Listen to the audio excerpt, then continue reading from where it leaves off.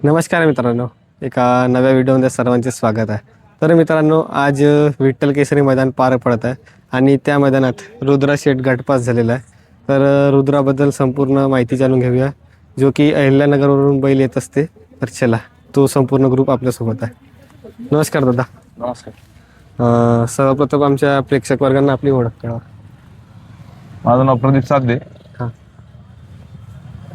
राहणार अहिल्यानगर, अहिल्यानगर. टाकळी भाग. आणि बैल मालकाचे नाव काय?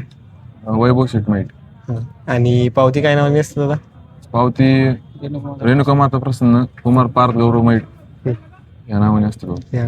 आणि किती वर्षापासून तुम्ही दादा या नादामध्ये आहात? आम्ही आता या नादात उतरले 2-2.5 वर्ष आली. हं. पहिलं मोबाईलवरच बघायचं, पण आता पहिलंच वासूर आहे आमची. हं. आणि तेच आम्ही घडून सध्या आता टॉपला पडतोय. हं. याच्या अगोदर आमच्याकडे बैल नव्हता कोणता. बैल नव्हते. आणि काय अनुभव आला दादा या क्षेत्रातून तुम्हाला? अनुभव काय, स्टार्टिंगला थोडा त्रास होतोच या क्षेत्रामध्ये. हां. आता काय वाटत नाही, आता बैल तेवढा टॉपला पळतोय. ज्याचा बैल पळतो त्याला काय किंमत आहे या क्षेत्रात. किंमत आहे. ज्याचा नाही पळत मग त्याचे काय उपयोग नाही. आणि रुद्राची खरेदी कुठून आहे? गावातलंच असतो घरच्या गाईचे मित्र. घरचे. आणि काय खरेदी झाली होती दादा?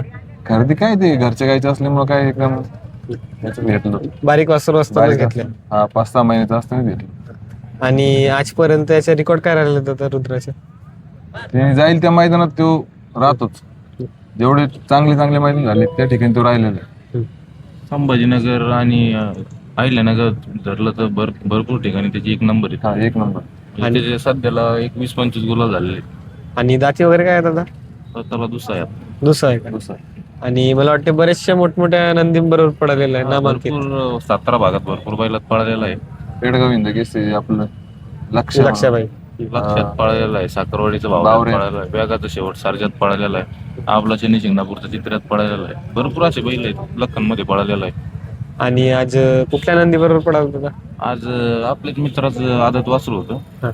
काय ना? तळेगावकरांचा तेजा, करण ड्रायव्हरचा तेजा होता.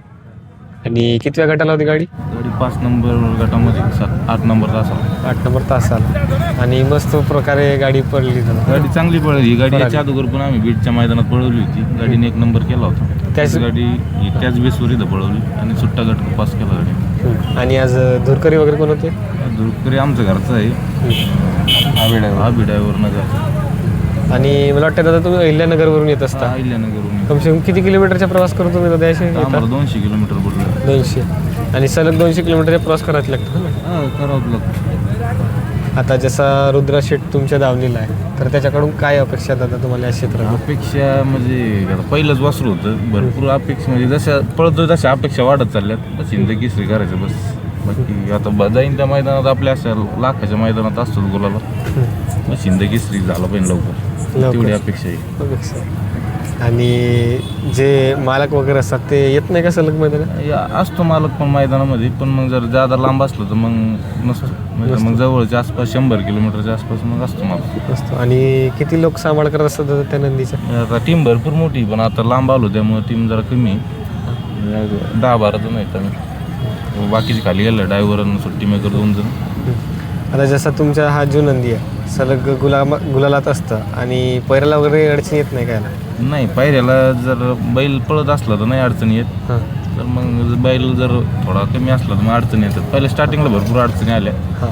बैल आदतमध्ये आम्हाला भरपूर अडचणी आल्या. बैल पळून पण मग जरा पायऱ्याला अडचणीच येत होते. मग जसा गुलाल झाला तेव्हापासून मग जरा अडचणी दूर झाल्या. आता किती गुलाल झाले सलग याचे?